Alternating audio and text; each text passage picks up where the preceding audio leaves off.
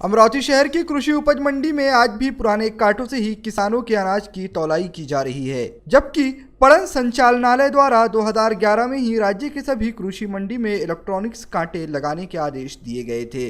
जिले की लगभग सभी कृषि मंडी में इलेक्ट्रॉनिक्स कांटे हैं, किंतु अमरावती कृषि मंडी में अभी भी पुराने कांटे पर ही किसानों के अनाज की तौलाई की जा रही है, जिसमें हेराफेरी होने का संदेह जताया जा रहा है। बताया जाता है कि अमरावती कृषि मंडी में जिले के कई किसान अपना अनाज लेते हैं।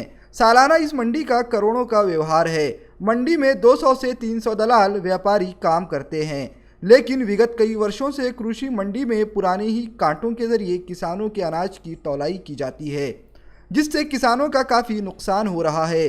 केंद्र शासन के निर्णय के आधार पर पणन संचालनालय द्वारा विगत 2011 में ही राज्य के सभी कृषि मंडियों में इलेक्ट्रॉनिक्स कांटे लगाने के आदेश दिए गए थे।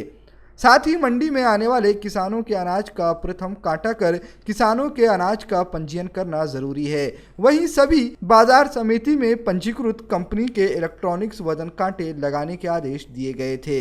साथ ही किसानों के अनाज ठहरे हुए दाम से कम दाम में खरीदी नहीं करनी चाहिए। इस बाबत मंडी के सचिव व संचालन मंडल द्वारा ध्यान देना भी जरूरी है। इस तरह के आदेश 2011 में ही राज्य के सभी कृषि मंडियों को दिए गए थे, जिसके चलते जिले के सभी कृषि मंडी में इलेक्ट्रॉनिक्स कांटे लगाए गए।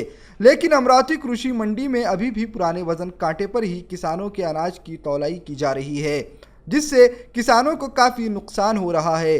जानकारी के मुताबिक कृषि मंडी द्वारा बाजार समिति में इलेक्ट्रॉनिक्स कांटे लगाने के लिए कई बार व्यापारी दलालों को नोटिस दी गई थी, लेकिन मंडी के कुछ संचालकों की लापरवाही से ही अभी तक कृषि मंडी में इलेक्ट्रॉनिक्स कांटे नहीं लगाए गए।